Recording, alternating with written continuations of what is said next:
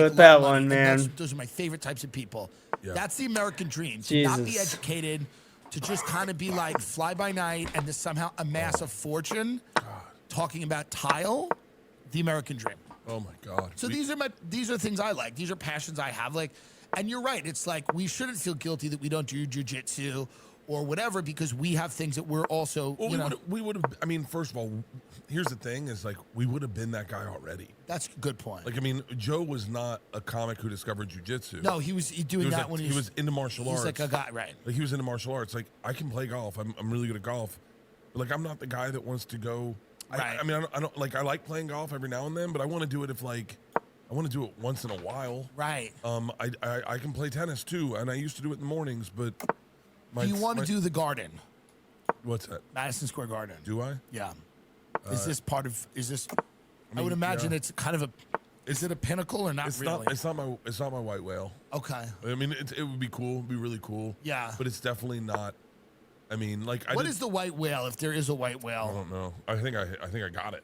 I think you've got many of them. I think. Well, I mean, Red Rocks is a big deal for me. Massive. And such a cool place. It's so cool. And then Red Rocks was cool. A cruise was a big deal for me. Right.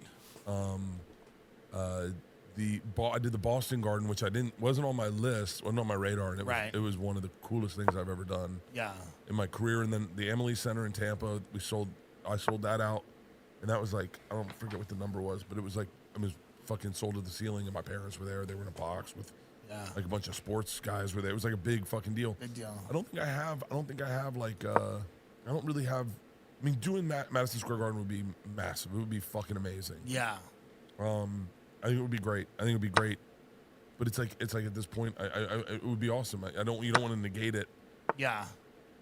But I've just done more than I ever thought I'd do. So it's hard to like. What advice do you give the guys that are like opening for you on the road? What do you tell them? Don't stop opening for me. Right. Yeah, because that's the worst thing you can do. That's a good point. What we were talking about the thing before. You don't ever want to be viewed as someone's opener. So you say to them, "Stop opening for me." One guy, I was like, I like him way too much, and I just had to. I had to be like, he needs to do his own thing. Right. Because right now people are seeing him as my guy. Right. Which is the worst thing that can happen for you. That's right. Because then you go to clubs and people don't. I mean, you don't know this, but people don't respect you. Right. They go, oh, he's only ... because of ... Right. And so there's a couple guys that I had to do that too because I like them so much, and they're fun. And they're fun. They're the best. And they're great. Best. And they're great comics, but it's just unfortunately you do have to tell them like, get away from me. Yeah, like when I started working with Joe asked me to open for him a couple times, and I was like, I don't want to. I want to be your friend.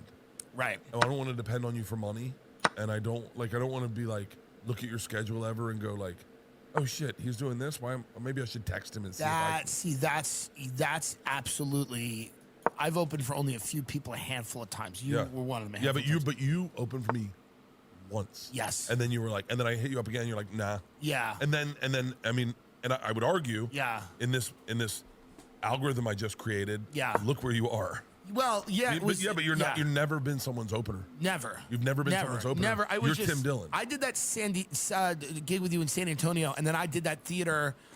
Now you're in an arena, but I did that theater a couple of years later because I was like, I just want to get to these places on my own. Yeah. And I was able to do like the Chicago theater on my own and the Masonic and all these amazing rooms, the Beacon. What you've done is insane. I mean, it's insane. I mean, you don't understand. It's like, it's so impressive to see, mostly not just the venues you're playing, but from my side, I'm a little more of the business side. How quickly you sell them out. Like that's what's impressive. Well, I think that and who you're touring with. Like, I mean, Sam Talent. Sam Talent is one of the greatest comics in the country. He's one of my favorite people. He wrote a book about stand-up that's brilliant. It's brilliant. You know what I mean? Running the Light. If you haven't bought it, you will, and he's going to do Rogan soon. My last opener, Marcelo Hernandez, is now on Saturday Night Live, and the breakout cast member. So the people that that have been lucky enough to kind of, I look at people that are working hard, that are good or whatever, and you've got to have that. You've got to have that energy for yourself. Guys, go get ExpressVPN. Don't be stupid. This new thing that came out, they're trying to ban VPNs. Obviously, they're doing, the government's trying to ban them. It means they're good and they're helping you. Going online without ExpressVPN is like leaving your kids with the nearest stranger while using the restroom. Well, what's wrong with that? Who writes these? Anyway, the point is ExpressVPN is basically security, okay? It's not letting people steal your data, whether it be the government or private corporations. It's very important. It creates a secure encrypted tunnel between your device and the internet so that hackers cannot steal your data. Hackers can make some serious cash selling personal information on the dark web. But ExpressVPN has made it easier than ever to keep your information safe. Literally, everyone I know has a VPN right now. Everybody. I mean, if you don't have one, it's like you're like leaving your house naked. So ExpressVPN is the best VPN. It's the one that everyone uses. Hey. If you're a fan of the show, it makes sense. You get 90 days free, 3 months. Looking pretty good, I think, in this game, I would say. And I think that, like, listen, And you did. I've been lucky enough to, like, Joe Rogan, people like you, people like Joe, have been really good to me. You've shared your audience with me in different ways. You've allowed me to come on your shows and be funny. And, you know, I was able to, I didn't know what podcasting was when I started. I was able to get into it. I was good at it. I loved radio as a kid. I listen to everybody. I love all radio. kinds of weird I radio, love radio. from psychologists to preachers loved to talk fucking radio. political. I loved, you know, when I would drive around with my grandmother in Long Island when I was an actor, and they had me in like singing class and dance class, and we would listen to Rush Limbaugh. This is how gay Republicans are created. This is the lab. The laboratory is a Ford Taurus on Long Island being driven to dance class, but on the way listening to a lot of crime statistics. And I just fell in love with the idea of radio and podcasting. I just liked it. And we talk to people twice a week, every week. And those people have been nice to support us in a myriad of ways. But one of them is coming out to see me do stand-up and, you know, having a great time doing that. So I've been lucky enough that there's a platform. All right, guy, come on. You know, that I saw you guys when I got out to LA. Take the L. Take I looked the at all L. you guys and I went, that's what I want. Yeah, but you can got take the L, got, bro. There's a gene that you have or you don't have in comedy. Yeah. And that gene is, and I would argue maybe I'm on the fence with it. I guess I'm not anymore. Tom has it. Yeah. You and Tom have the same gene where you do not mind working under someone and figuring things out. Yeah. But within a matter of seconds, you're leapfrogging over them. Well, I always like to learn from people. I like to learn. I always learned. I was always paying attention to what they did that I didn't like. Yeah. And then I go, oh, don't do that. Like that's the easiest way for me to get better was to see what I didn't like what people did. When I came to LA, it was an interesting time because I was exposed to not only comedians, but I was sitting down with people like Logan Paul. I was doing his podcast. Logan Paul's, I just did his podcast the other day. They're amazing. You on Logan Paul was so much fun. Yeah. Because, you know, and I got to be honest with you, that was the thing that transitioned Logan Paul for me where I went, okay, I'm gonna start paying attention to him. He's like, a really cool dude. He's a and really he likes cool fucking comedy. dude. And so being exposed to like that world and people like the Nelk kids and Dude. Tana Mojo, all these people that had built careers on the internet that weren't Here, necessarily here. comedians, but they were personalities. Here. And you take a little bit from what they do, and But then you you look at, did yeah. that. No one else was doing that. You know that, right? Yeah. No I one don't- else was fucking with Logan Paul. Interesting. And I Yeah. remember you came and you went on Rogan and you said, Wait, if here? I had all the money in the world, I'd invest in him being president. I would. And I went, but you understand that, like, Check.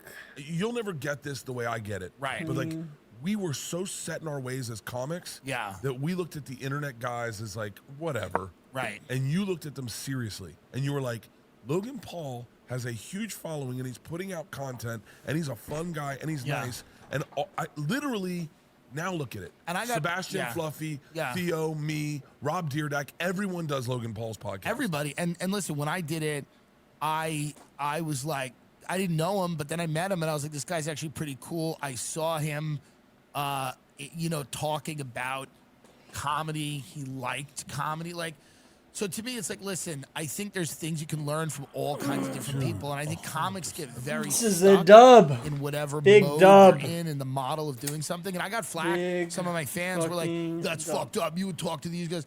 I had Jake Paul on my podcast at the Bitcoin convention in Miami with the Winklevoss twins.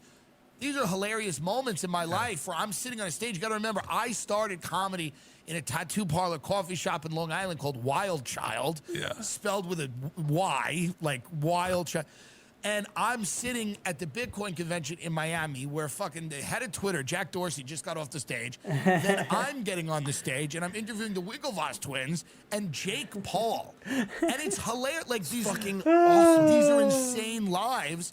And to me, that was the fun of it. So the fun of it to me is like not being bored and creating insane things that are fun. Whereas it's like, I'll talk to anyone. I just messaged David Hogg, the kid from Parkland, and I'm like, I'd love to just talk to you on my show. Oh my God. I have no agenda. He hasn't gotten back to me. That's fine. Maybe this will find its way to him. But I'll talk to anybody. And it's because, like, I just Come on, man. I want to do cool shit that I wouldn't be doing what are you doing? if I was still a mortgage guy. But your vibe has always been so authentically you. It was I mean, and I not to discredit what I said earlier about like finding you or whatever, but like when I met you, I just was like, you ever meet someone and you're like, I'm not done getting to know that person. Yeah. Like I want to meet. It's how I guess you ultimately fall in love with people, but it's also how you make friends. Yes. Where you go like when I met Tom, I remember going like, how is he so confident? Right. Like I remember being like, how does he believe in himself? Right. And when I met Joe, I was like, how is he so curious? I mean, like if the one word I say about Joe, he is the most he wants to curious know things. motherfucker that I go, I'm not more curious. When I met you, I was like, I'm not done talking to him. Yeah. And I was like, I want to get to know him. And I think that's the fun in this business is like, just like there are people that look at it in microbytes and they're like, how do I get this? How do I get that? How do I get this? As opposed to looking at the bigger picture going like, look at that. How do I shoot in that direction? Yeah. How do I get in? How do I land over here? And I think we were cutting our nose off to spite our face with all the interesting people that we could have met. I think Joe is a huge part of that, but you, I mean, I can just say about the Logan Paul shit, I would never have fucked with Logan Paul. Well, I appreciate it. I think that like these worlds that we're all in now are no longer as isolated as they were. Yeah. Everybody is in the same place. Everybody is making stuff. Everybody has an audience. So this is how I'd run your business. Yeah. This is what I'd do. If I could be you, I would love to be you. Well, you're so much better than I am. That's not true. You know, you really are. Like, 'cause I know how good I am. Like, trust me, I would love to be you. So what should I do? I would have. How many employees do you have right now? We have 1 to 2. We have about 2. Okay.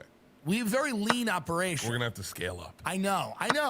We should get more people. You need 6, 8. You need a personal assistant that's dealing just with your touring. Yes. And then I agree. And then you need, I would say, I would bring someone on to help you focus on your movie stuff. Yes. And then I would start there. And then when I signed a movie deal, I would say I would if I were you, I would take control of everything they have. Right. I mean, your trajectory of your career is going to be astronomical, I think. Well, that's very I would nice have all those people in place for when it happens. It's very nice of you to say. And here's the problem: is that I know the problem is that right now with small overhead and a big income, you don't have to worry about money. No, that's the problem. But the other thing is like, do you have a manager? No. I would hire someone to be your manager. Really? I would. Really? Yeah. What about yours? I would. You can get mine. Does she not like me? Does she like me? No, she loves you. She loves you. She loves you. I feel like me and her, there's a weird similarity, maybe in a sense. She loves you, and she loves you. I can't talk too much about. Of course. About her because I love her to death. I love her. Like as I say, management's going away. Yeah. I'll never stop working with her. No, of course. Her insights have been golden for me on so many times.